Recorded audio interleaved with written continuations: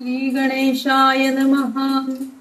वक्रतुंड महाकाय सूर्यकोटि समप्रभ निर्विघ्नं कुरु मे देव सर्वकार्येषु सर्वदा। गुरुर्ब्रह्मा गुरुर्विष्णु गुरुर्देवो महेश्वरः गुरुः साक्षात् परब्रह्म तस्मै श्री गुरवे नमः। सर्वमंगलमांगल्ये शिवे सर्वार्थसाधिके शरण्ये त्र्यंबके गौरी नारायणि नमोस्तुते।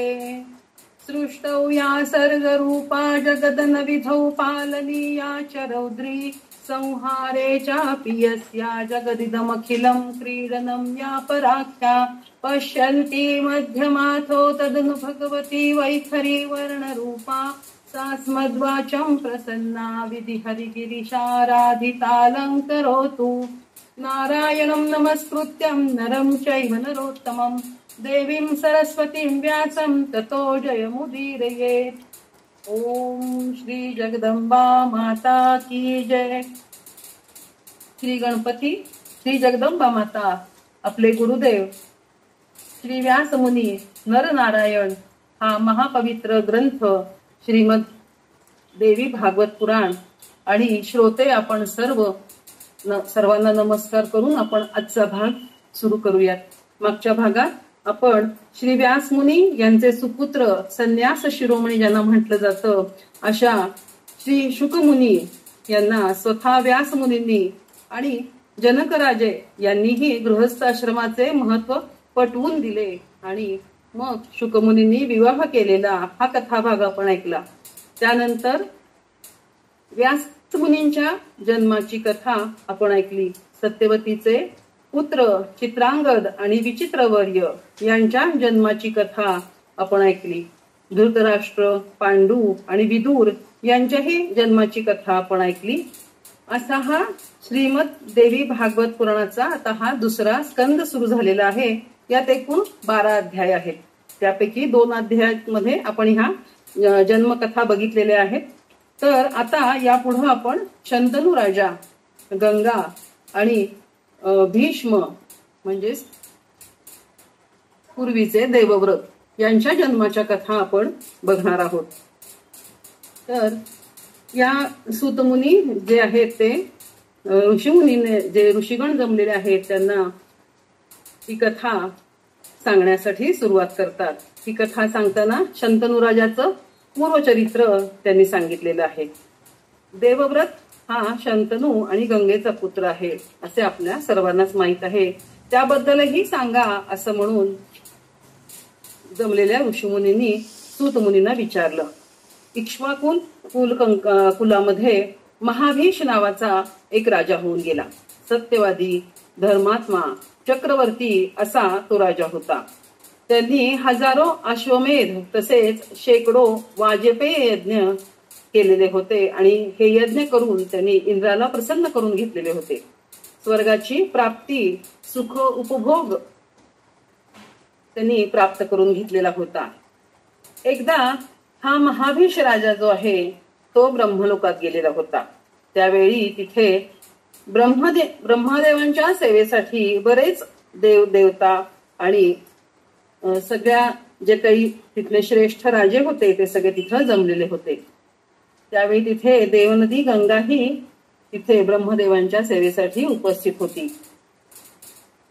त्यावेळेस जेव्हा सगळे ते एकत्र बसलेले होते आपल्या आपल्या आसनावर आसनस्थ झालेले होते तेव्हा तिथे एकदम असा जोरात वाऱ्याचा झोत आला आणि त्या वाऱ्यामुळे गंगेच्या अंगावरचं वस्त्र जे आहे ते थोडंसं बाजूला सरकलं आणि हे बघून सर्व देवता जे आहेत त्यांनी आपल्या आपल्या माना खाली घातल्या। परंतु हा महाभीष राजा जो आहे तो मात्र गंगेचं सौंदर्य बघून थक्क झाला। त्या रूप सुंदरी गंगेकडे तो पाहतच राहिला आणि ती गंगा सुद्धा प्रेमासक्त होऊन ह्या महाभीष राजाकडे अगदी प्रेम अशा पूर्ण नजरेने पाहतच राहिली आणि एकमेक हे दोघं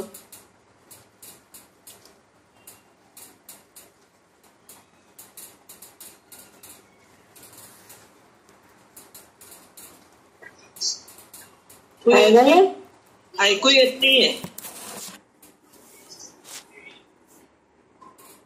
हा, सुरू कर. तर तो महाभीष राजा विचार करायला लागला की आता हा शाप भोगावा लागेल आणि पृथ्वीवर जन्म घ्यावाच लागेल. मग त्याच्या मनात विचार येऊ लागला की कमीत कमी आता मी इतके यज्ञ केलेले आहेत तर कमीत कमी चांगल्या कुळात तरी मला जन्म मिळायला हवा. आणि त्याप्रमाणे तिथे पृथ्वी तलावर पूर्ववंशीय राजा प्रतीप हा अतिशय शूरवीर धर्मात्मा असा असलेला हा राजा, याच्याच पोटी आपण जन्म घ्यावा असं त्या महाभीष राजांनी मनोमन ठरवलं.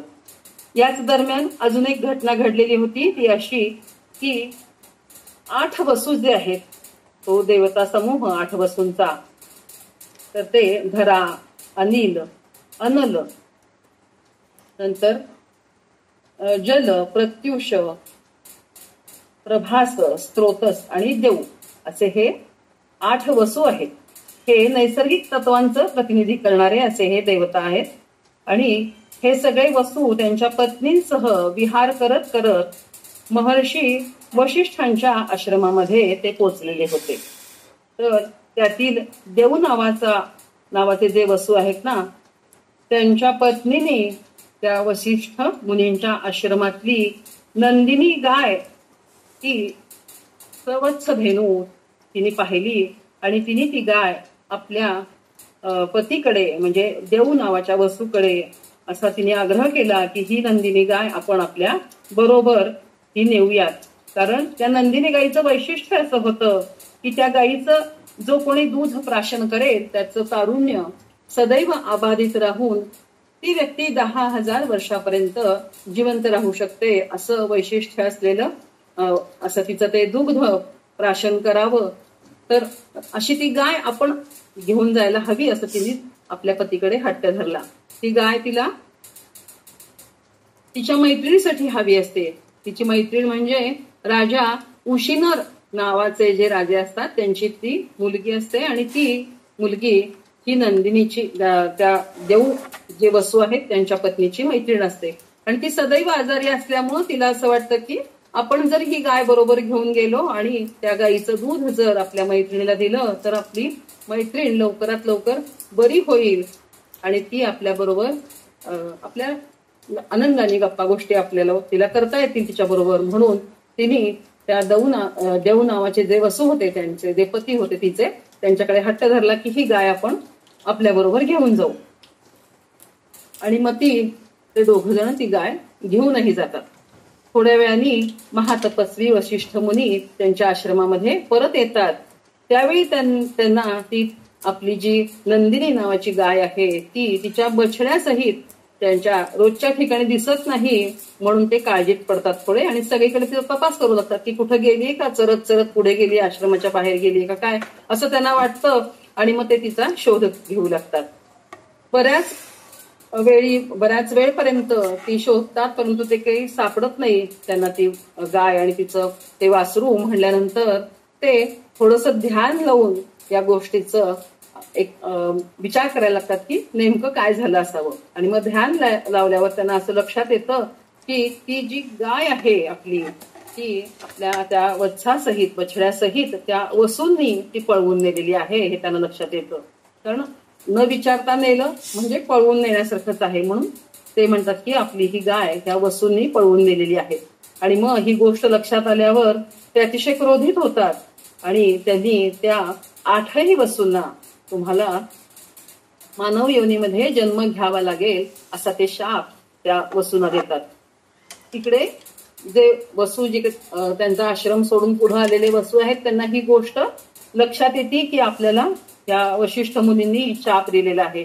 आणि मग त्यावेळेला ते वसू जे आहेत ते त्यांना पश्चाताप होतो त्यांच्या कृत्याचा आणि ते त्यांची वशिष्ठ मुनींची क्षमा मागण्यासाठी ते 8ही वसू पुन्हा वशिष्ठ मुनींना शरण येतात आणि त्यांना त्यांची क्षमा मागतात.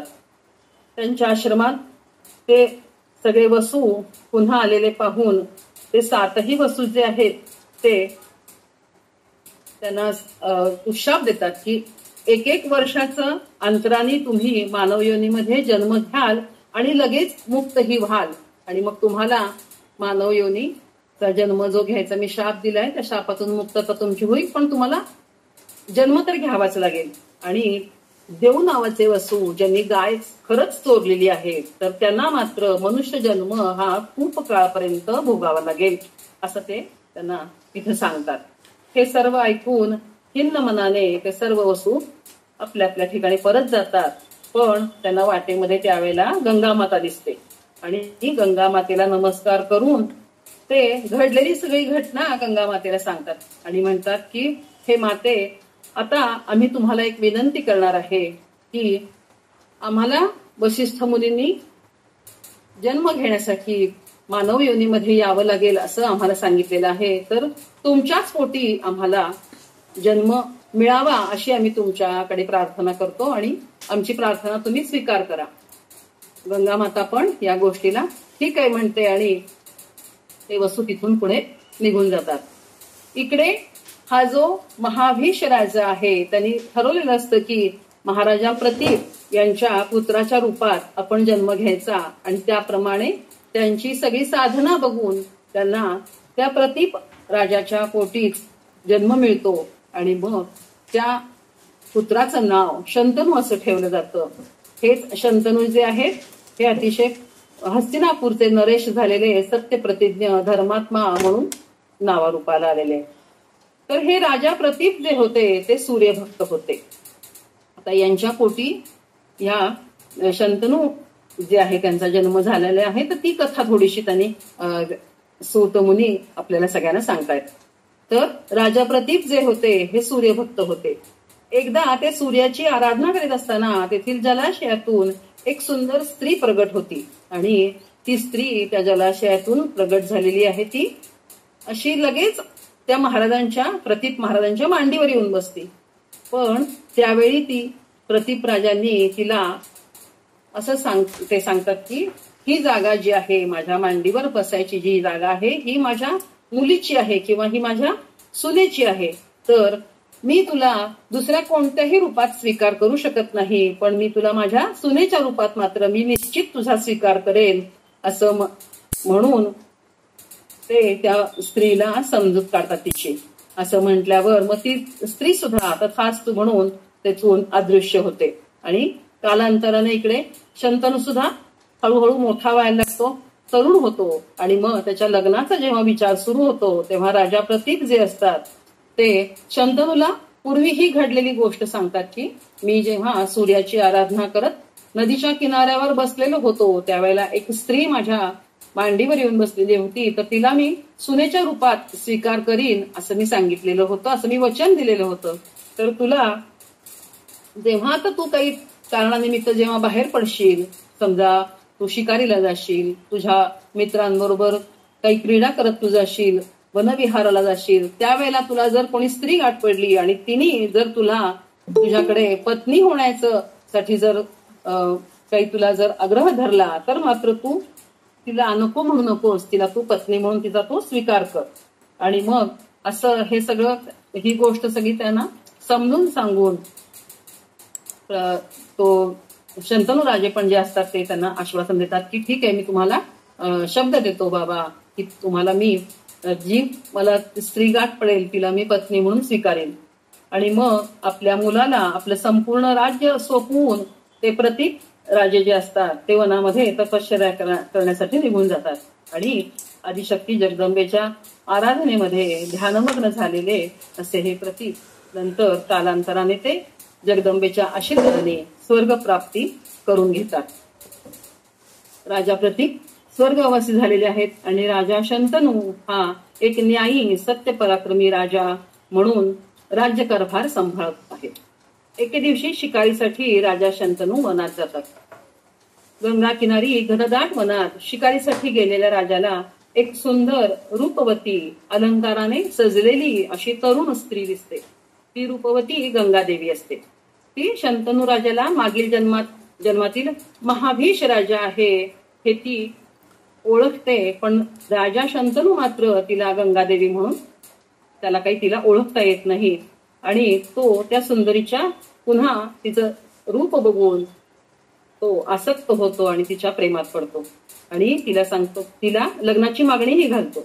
पण ती सुंदरी गंगादेवी शंतनूला लग्न करण्यासाठी काही अटी घालते आणि लग्नानंतर त्या ज्या अटी असतात ती सांगायला लागते की लग्नानंतर राजा तू मला काहीही कुठल्याही गोष्टीसाठी काहीच विचारायचं नाही, बोलायचं नाही.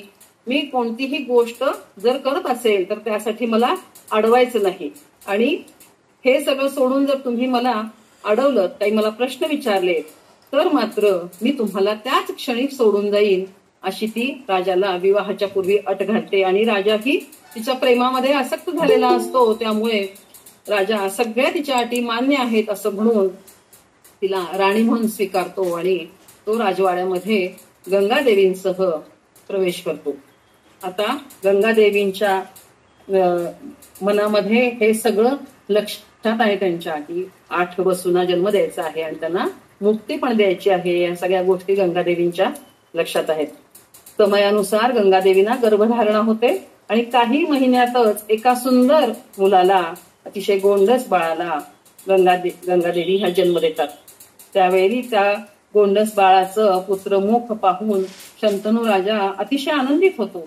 पण त्याच क्षणी गंगादेवी त्या बाळाला उचलते आणि गंगा किनारी घेऊन जाऊन त्या नवजात बाळाला, त्या अतिशय गोड अशा गोंडस बाळाला ती त्या पाण्यामध्ये सोडून देते. राजा हे शांतपणे फक्त बघतच राहतो, त्याला काही कळतच नाही. तो अतिशय म्हणजे आश्चर्यचकित होतो, तो स्तंभित होतो, त्याला काही सुचत नाही, हे काय चाललेलं आहे हेही त्याला कळत नाही. आणि मग त्याच क्षणाला त्याला गंगादेवीने घातलेली अटही आठवते की जर तू मला काही प्रश्न विचारले, जर मी कुठल्या केलेल्या कामाबद्दल जर मला काही अडवलंस तर त्या क्षणी मी तुला सोडून जाईल. आणि गंगादेवी आपल्याला सोडून जाईल या भीतीने राजा काहीही न बोलता शांत चित्ताने आपल्या आपल्या राज्यकारभारामध्ये तो लीन होतो आणि हे दुःख सहन करत तो शांत बसतो. अंतराने 1, 2, 3, 4 अशी 7 बाळ जन्मतात आणि 7ही बाळ जन्मल्या गंगादेवी त्या बाळांना घेऊन पाण्यामध्ये त्या विसर्जित करत असतात. आणि हे सगळं बघून राजा मनातल्या मनात फक्त तरफड करत असतो. त्याच्या मनाची घालमेल होत असते, त्याला बोलता काहीच येत नसतं, शांत उदास असा तो राहायला लागतो, अन्न पाणी गोड लागेनासं होतं. आणि पुन्हा 8व्यांदा गंगादेवीला दिवस जातात आणि या खेपेला मात्र राजा मनातल्या मनात काहीतरी ठरवतो. अतिशय सुंदर गोड असं मनमोहक असं बाळ राजा जेव्हा पाहतो तेव्हा त्याला खूप आनंद होतो. आणि तो जेव्हा गंगादेवी ते बाळ पुन्हा त्यांच्या हातातनं घेऊन जेव्हा नदीमध्ये सोडायला जातात त्यावेळेला मात्र हा शंतनू राजा मात्र तो म्हणतो की आता यावेळी आपण गप्प बसायचं नाही. आता जरी हे बाळ पाण्यात विसर्जन केलं तर मात्र आपल्याला पुन्हा वारस मिळेल का नाही हे माहित नाही. कारण आता आपण जर बोललो तिला, देवीला, गंगादेवीला, तर हे आपल्याला सोडून जाणार, म्हणजे पुन्हा आपल्याला वारस आपल्या राज्यासाठी मिळणार नाही. आणि मी माझ्या डोळ्यासमोर 7 बाळ माझी पाण्यामध्ये विसर्जन केलेली बघितली, तर मी आता 8व्या बाळाला हिला कोणत्याही परिस्थितीमध्ये विसर्जन करू देणार नाही. आणि पुन्हा जर मला जरी ही सोडून गेली तरी हरकत नाही, कारण मला आता हिच्याबद्दल काही आसक्ती वाटत नाहीये. मला माझं बाळ महत्वाचं आहे. माझ्या बाळाला संरक्षण करणं, बाळाला सांभाळणं हे मला जास्त महत्वाचं वाटतंय.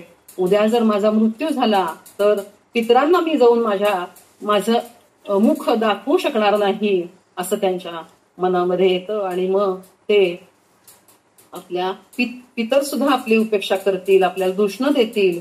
आणि मग त्यापेक्षा आपण आत्ताच हिला, जरी ही आपल्याला सोडून गेली तरी चालेल, आपण हिला थांबवूयात या उद्देशाने शंतनू राजा गंगादेवींना थांबायला सांगतो.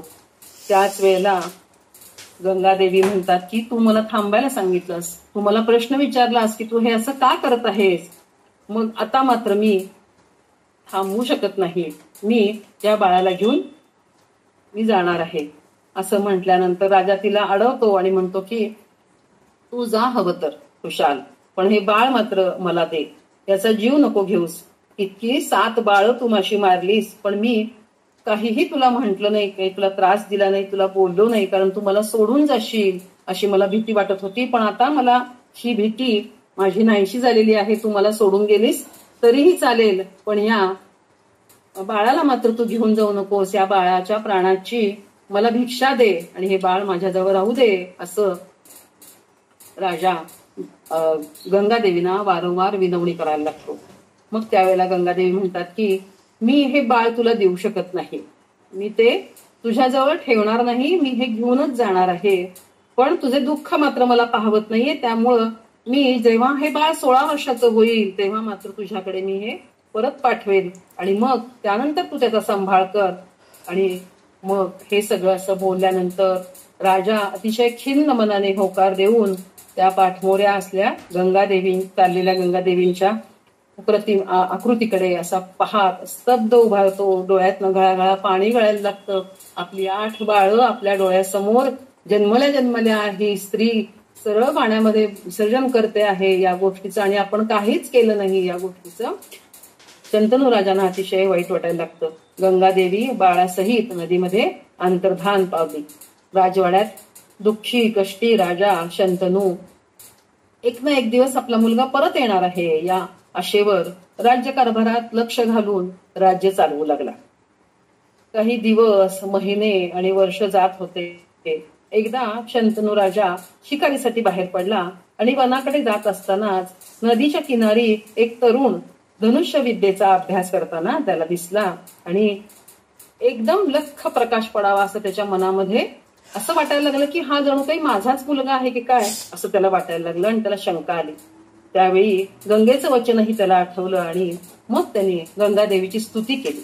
गंगादेवीची स्तुती ऐकून गंगादेवी प्रसन्न झाली आणि शंतनू राजाला गंगादेवीने पुन्हा त्याच सौंदर्य रूपवती रूपामध्ये असं दर्शन दिलेलं आहे. आणि तो मुलगा जो आहे, तो मुलगा सांगितलं की हा जो मुलगा आहे ह्याचं नाव गांगेय, हा गंगेचा पुत्र असल्यामुळे याला गांगेय असं म्हटलं जातं.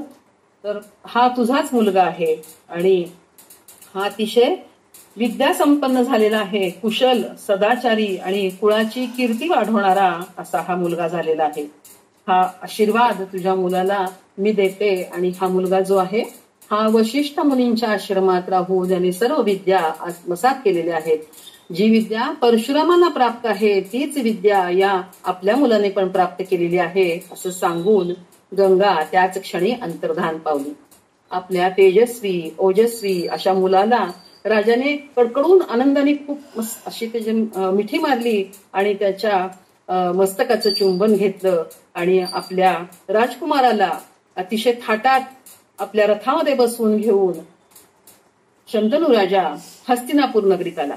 उत्तम शुभमुहूर्त पाहून राजाने ह्या गांगेय त्याचं नाव देवव्रत असं ठेवलं आणि त्या देवव्रताला युवराज बनवलं आणि तो आनंदामध्ये राहू लागला. कालांतराने त्याला गंगेचं विस्मरणही झालं.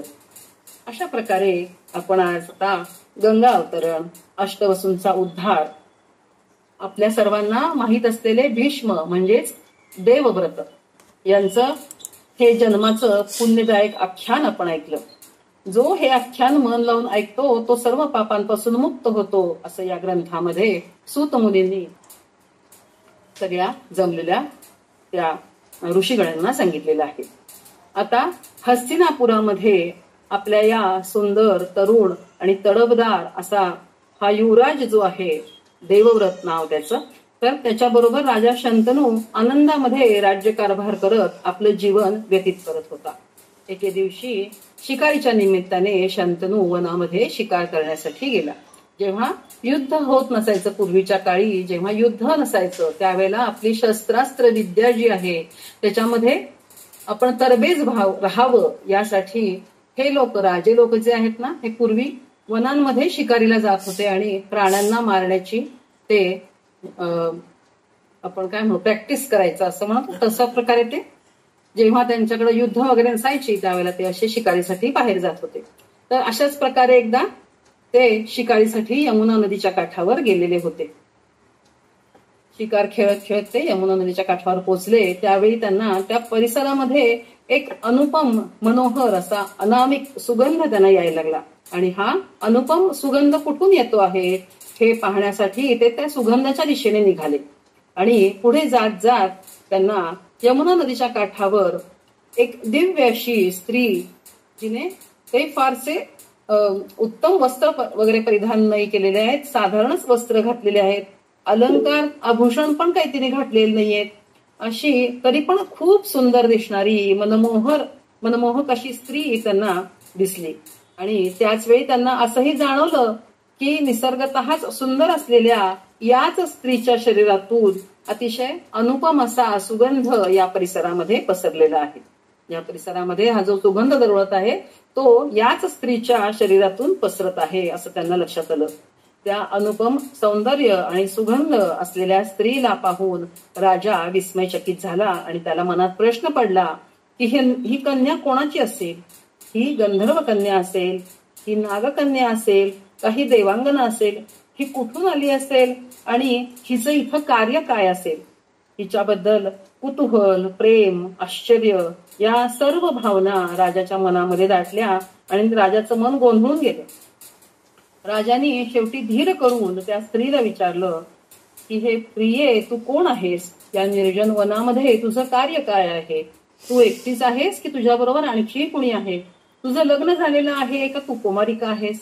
असे अनेक प्रश्न राजांनी त्या बसलेल्या स्त्रीला विचारले आणि नंतर शेवटी विचारलं की तू जर कुमारिका असशील तर माझ्या बरोबर विवाह करशील का? महाराज शंतनूंचे असे अनेक प्रश्न ऐकून ती कमलाक्षी तरुण स्त्री म्हणाली, मी निषाद कन्या आहे आणि माझ्या वडिलांबरोबर मी येथेच आश्रमामध्ये राहते. माझे वडील नाव चालवायचे, मासेमारी करायची असे काम करतात आणि त्यांना त्यांच्या कामामध्ये मीही कधीतरी मदत करते. आता वडील घरी आहेत, मी सहज इथे नदी किनारी थांबले आहे. मला नदी किनारा फार आवडतो, त्यामुळे मी इथे थांबलेली आहे. हे ऐकून राजाने तिला आपली ओळख सांगितली की मी हस्तिनापूरचा राजा शंतनू आहे. माझ्या बरोबर लग्न करून तू माझी धर्मपत्नी व्हावंस असं मला वाटतं आहे. माझी प्रथम पत्नी मला सोडून गेलेली आहे आणि आमच्या दोघांचा एक मुलगाही आहे. पण पत्नी म्हणून जर तू माझ्या बरोबर राहिलीस तर तुला राणी म्हणून मी माझ्या बरोबर तुला माझ्या राजवाड्यामध्ये नेईन. यावरती सुंदर कन्या म्हणते की मी निषाद कन्या, माझ्या वडिलांबरोबर तुम्ही बोला आणि आपण त्यांची जर आज्ञा असेल तर मी नक्की तुमच्या बरोबर लग्न करायला तयार आहे. आपण कुळाची मर्यादा आणि परंपरा यांचं पालन करूयात आणि धर्मानुसार आपण आचरण करूयात असं ती त्या राजाला समजावते आणि राजाला घेऊन ती वडिलांच्याकडे आश्रमामध्ये येते. राजाला पाहून त्या निषाद राजाला खूप आनंद होतो आणि आपल्या देशाचा हा राजा आपल्या घरी आलेला आहे हे पाहून त्याला खूप आनंद होतो आणि त्याची तो सगळी खातिरदारी जी आहे ती करायला लागतो. त्याला आपण काय आज्ञा सांगताय असं म्हणून विचारतो. त्यावेळेला राजा शंतनू जो आहे तो त्याच्या मनातली गोष्ट निषाद राजांना सांगतो आणि म्हणतो, मी तुमच्या मुलीचा पाणी ग्रहण करण्यासाठी, तिचा हात मागण्यासाठी मी इथं आलेलो आहे. मला तिच्याशी विवाह करण्याची इच्छा आहे, असं त्यासाठी मला तुमची परवानगी पाहिजे. त्यावेळेला निषादराज मात्र थोडेसे नाराज होतात. ते म्हणतात की तुम्ही ठीक आहे, माझ्या मुलीच्या सौंदर्यावर लुब्ध होऊन तुम्ही मागणी घातली आहे माझ्या मुलीला, परंतु मी तुमच्या बरोबर माझ्या मुलीचं लग्न लावून द्यायला थोडासा म्हणजे मला मनामध्ये असं वाटतंय की माझ्या मुलीला म्हणावे असे अधिकार मिळणार नाही. मग त्यावेळेला तो म्हणतो की राजा म्हणतो की तुम्हाला जो मुलगा आहे, जो युवराज आहे तुमचा, तोच राज्यावर बसणार ना. मग माझ्या मुलीला जेव्हा अपत्य होईल त्याला राजाचा दर्जा किंवा त्याला राजकुमारचा दर्जा मिळणार नाही. त्यामुळं माझ्या मुलीचं तुमच्याशी लग्न लावण्यासाठी मला फारसा काही आनंद होत नाहीये. त्यामुळं तुम्ही गेलात तरी चालेल असं म्हणून तो राजाची क्षमा मागतो. मग बिचारा तो जो राजा आहे तो खिन्न मनाने असा आपल्या राजवाड्यामध्ये परत येतो आणि थोडासा उदास असा चिंतेत असा तो राहायला लागतो. आणि मग आपल्या वडिलांचं हे चिंतित स्वरूप असं बघून देवव्रताला मात्र काही कळत नाही. तो म्हणतो की आपल्या वडिलांना नेमकं काय झालं आहे आणि त्यांना कोणता शत्रू त्रास देतो आहे का त्यांना कुठल्या आजारांनी काही ग्रस्त केलेलं आहे आणि माझे वडील इतके आनंदी राहणारे अचानक हळूहळू थोडेसे उदास उदास राहू लागतायत असं मला वाटतंय. म्हणून तो काय करतो, आपल्या वडिलांना विचारतो की हे तात, तुम्ही मला नक्की सांगा की तुम्हाला नेमकी कोणती समस्या तुम्हाला त्रास देते आहे, तुम्हाला कुठला रोग काही त्रास देतो आहे का तुम्हाला कुठला शत्रू त्रास देतो आहे का. तर जे काही आहे ते तुम्ही मनमोकळेपणाने मला सांगा. मी सुद्धा तुमचा मुलगा तुमच्या सगळ्या सुखासाठी इथे मी नक्की प्रयत्न करीन असं म्हणून तो वडिलांच्या दुःखाचं आणि चिंतेचं कारण विचारतो. तो त्याबरोबर वडिलांना आठवणही करून देतो की प्रभू रामचंद्र जे आहेत त्यांनी आपल्या वडिलांच्या सुखासाठी म्हणून एवढं मोठं राज्य त्याला एक क्षणामध्ये त्यांनी सांगून टाकलं की ठीक आहे, मी वनवासाला जायला तयार आहे. त्याच्यानंतर हरिश्चंद्राचा मुलगा जो आहे रोहित नावाचा, त्यांनी सुद्धा आपल्या वडिलांच्या इच्छेनुसार स्वतःला विकलं एका ब्राह्मणाच्या घरी आणि तो राजाचा मुलगा असून सुद्धा त्यांनी ब्राह्मणाच्या घरी सेवा करण्याचं काम स्वीकारलं. किंवा तुम्हाला हेही माहित आहे म्हणाले की परशुरामाने आपल्या वडिलांच्या आज्ञेने आपल्या आईचंच जे आहे ते डोकं धडापासून वेगळं केलेलं होतं. तर अशी ही मुलं जी आहेत, ही मुलं आपल्या वडिलांची आज्ञा त्यांनी मानली आणि त्यांनी स्वतःचं नाव जे आहे ते या जगतामध्ये अमर केलं किंवा आपल्या वडिलांना आनंद दिला. तशाच प्रकारे मलाही तुमची सेवा करण्याचं काहीतरी तुम्ही जर सांगितलं तर मी नक्कीच तुमच्या शत्रूचा नाश करायचा असेल तर मी शत्रूचा नाश करून परत येईन. तुम्हाला काही औषध हवं असेल कुठल्या असाध्य रोगावर तर मी औषध कुठूनही हुडकून आणीन. पण तुम्ही मला तुमच्या चिंतेचं कारण सांगा. तुम्ही असं उदास राहू नका. तुम्ही उदास राहायला लागलात तर मलाही अतिशय दुःख होतंय. तर तुमच्या जे दुःखाचं कारण आहे ते नक्कीच मला सांगा. पण राजा थोडीशी सारवासारवी करतो. काय का तरुण मुलाला तो काय सांगणार, सारवासारवी करण्याची उत्तर देतो आणि म्हणतो की नाही रे बाळा, तू एकटाच आहेस ना, तुलाच कोणी भाऊ बहीण नाहीये याचं मला अतिशय वाईट वाटतंय आणि त्याच्यामुळं तू एकटा पडलास का काय असं मला सारखं वाटतं, म्हणून मी उदास राहतोय आणि मग याचं काय करायचं याचा विचार माझ्या मनात येतो आणि त्यामुळं मी मला म्हणजे तुला असं वाटतंय की मी उदास राहतो. पण तसं काही नाहीये, तू काही काळजी करू नको. पण हे काही उत्तर त्या देवव्रताला पटत नाही आणि तो काय करतो, देवव्रत त्या राज्यामधले जे कोणी ज्येष्ठ श्रेष्ठ असे वृद्ध असे लोक असतात, मंत्री असतात, त्यांना जरा बोलवतो एकांतामध्ये आणि म्हणतो की माझे वडील जे आहेत ते सदैव चिंतेत असल्यासारखे मला दिसतात. तर तुम्ही मला ते काही मोकळेपणाने सांगत नाही तर तुम्ही तरी कमीत कमी त्यांच्याकडे जाऊन त्यांच्या दुःखाचं किंवा चिंतेचं कारण मला विचारा आणि मग त्याचा उपाय मी नक्की करीन असं तो त्या सगळ्या ज्येष्ठ श्रेष्ठ जे मंत्री असतात त्यांना तो सांगतो. मग ते मंत्रीगण ठीक आहे म्हणतात, आम्हाला वेळ दे, आम्ही नक्कीच राजाच्या चिंतेचं कारण तुला विचारून आम्ही कळवू. आणि मग त्याप्रमाणे ते राजाची अशी भेट घेतात आणि म्हणतात की तुमचं दुःख जे आहे ते दुःख आम्हाला तरी सांगा, तुम्ही असं उदास चिंतेत राहताय तर सगळ्यांनाच ते काही चांगलं वाटत नाहीये असं म्हटल्यावर मग ते जे असतात शंतनू राजे ते सगळी जी कथा आहे ती सांगतात की असं असं निषाद राजाची कन्या आहे तर तिच्याशी मला लग्न करायचंय, परंतु निषाद राज जे आहे तिचे वडील ते मात्र तिच्या मुलालाच राज्याचा अधिकार मिळावा अशी अट घालून त्यांनी त्यांच्या मुलीचं लग्न माझ्याशी करण्याचं टाळलेलं आहे. त्या मुलीचं नाव आहे सत्यवती. तर त्या सत्यवतीचा विवाह माझ्याशी करण्याचं त्यांनी टाळलेलं आहे. मग ही गोष्ट त्या मंत्र्यांना कळल्यानंतर ते मंत्री तीच गोष्ट येऊन त्या देवव्रताला सांगतात आणि म्हणतात की तुझ्या वडिलांच्या दुःखाचं कारण हे आहे, आता बघ तू काय करतोस ते.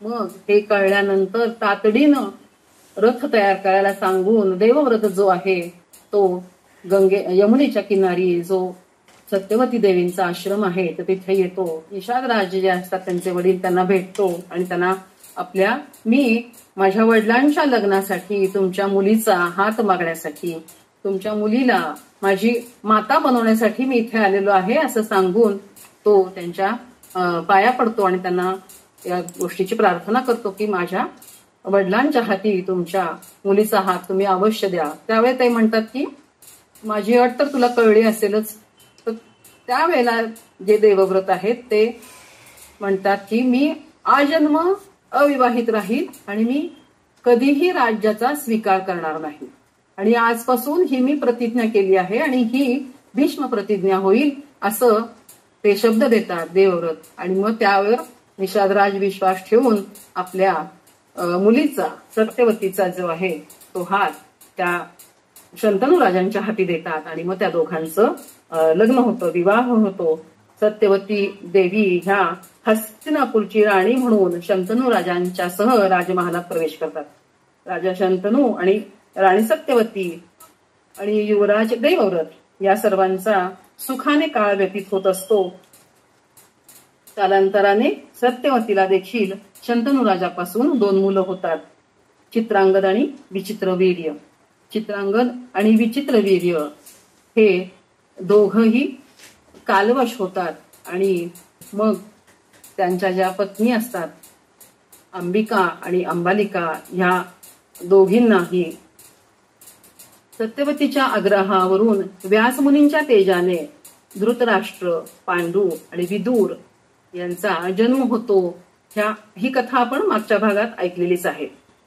तर आता हे धृतराष्ट्र, पांडू आणि विदूर हे तिन्ही बाळ हळूहळू सत्यवतीसह तिथे हस्तिनापुरामध्ये दिवसेंदिवस वाढायला लागतात, मोठे होतात, तरुण होतात, विद्यासंपन्न होतात. मग धृतराष्ट्राचं लग्न सुबलपुत्री गांधारी बरोबर होतं आणि त्यांचं दुसरंही एक लग्न झालेलं आहे धृतराष्ट्राचं, ते एका वैश्यपुत्री आहे तिच्याबरोबर झालेलं आहे असं या सूतमुनी सांगतात.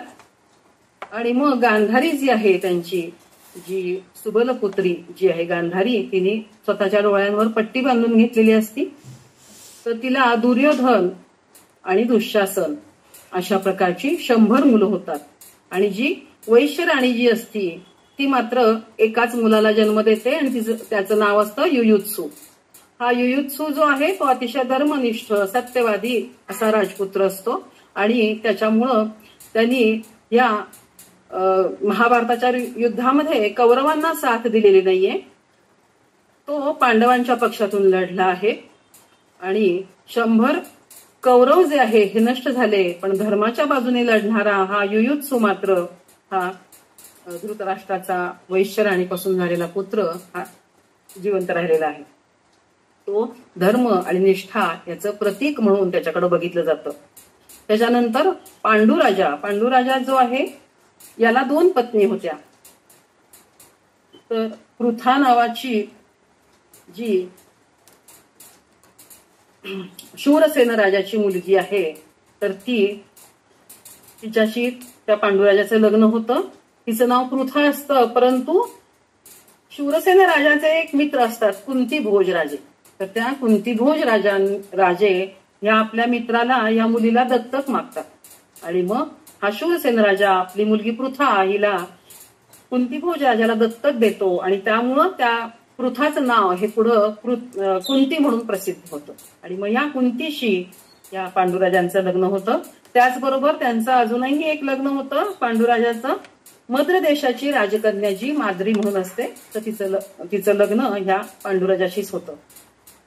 कुंती ही अग्निहोत्र करत असते, ती सूर्याची तेजाची अशी आराधना करत असते. तर ही अग्निहोत्र जे आहे तर तिला अतिशय प्रिय असतं. तिला अग्निहोत्र का करतात तर पर्यावरण शुद्धी करण्यासाठी, आध्यात्मिक उन्नतीसाठी, मन आणि शरीर हे आपलं आरोग्यपूर्ण राहावं यासाठी अग्निहोत्र केलं जातं. तसं ते अग्निहोत्र ही कुंती वडिलांच्या घरी असताना करायची. सूर्याची उपासक होती. एकदा एका चातुर्मासामध्ये महर्षी दुर्वासा कुंती भोज राजाकडे येतात आणि तिथे ते 4 महिने चातुर्मासात मुक्कामच करतात. त्या काळात कुंती मन लावून त्यांची सेवा करते, कारण ते अतिशय म्हणजे आपल्याला माहिती रागासाठी प्रसिद्ध आहेत दुर्वासा ऋषी हे जे आहेत ते. तर ते त्यांचा राग आपल्यावर ओढवू नये म्हणून सगळेजणच त्यांचे मन राखण्याचा प्रयत्न करत असतात. त्याप्रमाणे कुंती सुद्धा त्यांना त्यांची अतिशय प्रेमाने सेवा करते. त्यांना हवं नको काय ते नेहमी बघत असते. मग तिच्या सेवेवर प्रसन्न होऊन दुर्वासा ऋषी जे आहेत ते तिला एक मंत्र देतात आणि त्या मंत्राचं असं असतं की ज्या देवाचा मंत्र ती म्हणेल, त्या मंत्रामुळे त्या मंत्राची देवता तिथे प्रगट होईल आणि तिच्या मनातील इच्छा काय आहे ती पूर्ण होईल. तर असेच तिने तो जो मंत्र दिलेला होता तो चातुर्मास संपतो, दुर्वासा ऋषी निघून जातात. पण तिच्या मनामध्ये मात्र एक असं कुतूहल असतं बघा. आपल्याला जर कुणी असं काही सांगितलं की हा मंत्र 21 वेळा म्हटला तर आपल्याला अमुक एक गोष्ट मिळेल किंवा काय, तर आपण लगेच ते करून बघायच्या मागे लागतो की नाही. तसंच त्याचप्रमाणे ती कुंती सुद्धा बिचारी त्या दुर्वासा ऋषीने दिलेला मंत्र जो आहे त्या मंत्राचं प्राबल्य काय आहे हे बघण्यासाठी त्या सूर्यदेवाचीच आराधना करू लागते आणि त्या मंत्राचं सामर्थ्य काय आहे हे ती विचार करू लागते. त्यावेळेला मात्र तो मंत्र खराच असतो आणि त्याच्यामध्ये सूर्यदेव प्रगटच होतात तिथे. आणि मग ते कुंतीला तिच्या सौंदर्यावर लुब्ध होतात आणि मग त्या दोघांना तिथे एक पुत्र झालेला आहे. तो पुत्र सुंदर असा सूर्यासारखा तेजस्वी कवच कुंडल धारण केलेला असा तो सूर्यासारखाच तेजस्वी पुत्र तिला प्राप्त होतो. परंतु हा लग्नाच्या आधी झालेला, कुमारिका असताना झालेला मुलगा हा समाज मान्य होणार नाही ही भीती तिला वाटायला लागती. आणि मग एका दासीच्या मदतीनं ती एक सुंदर अशी लाकडी पेटी बनवून घेते आणि त्या पेटीमध्ये त्या बाळाला असं अलगद असं गादी वगैरे असं करून त्या गादीवर झोपवती आणि त्या पेटीमध्ये ते बाळ घालून ती पेटी ती आहे ते पुत्रासह ती जलामध्ये सोडून देती आणि मनोमन ती मा भगवतीची आराधना करायला लागती आणि सांगते की हे माते, मी तुमच्या भरोशावरच या बालकाचा त्याग करत आहे. जगाची स्वामिनी असलेल्या तुम्ही या बाळाचं रक्षण करा. आणि अशी प्रार्थना जगन्मातेची करून कुंती ते लग्नाच्या आधी झालेलं बाळ ते जग मान्य करणार नाही म्हणून घाबरून तिथे बाळ त्या जलामध्ये ती सोडून देते. आणि मग त्यानंतर मात्र मग ही जी कुंती आहे तिचं लग्न या पांडुराजाशी झालेलं आहे. पांडुराजाची दुसरी पत्नी मद्र देशाची राजकन्या माद्री हिच्याशी झालेलं असतं. एकदा काय होतं, हे जे पांडुराजे जे असतात हे वनात गेलेले असतात शिकार करण्यासाठी. त्यावेळेला त्यांच्याबरोबर सैन्य असतं आणि त्यांना एक हरिण आहे असं वाटतं आणि त्या हरणाच्या दिशेने ते बाण सोडतात. पण ते एक मुनी असतात, ते आपल्या पत्नी बरोबर सुखासीन अशा ह्याच्यामध्ये रममाण झालेले असतात आणि मग तो पांडुराजे ते बाण जो आहे तो त्या मुनींच्यावरच सोडतात.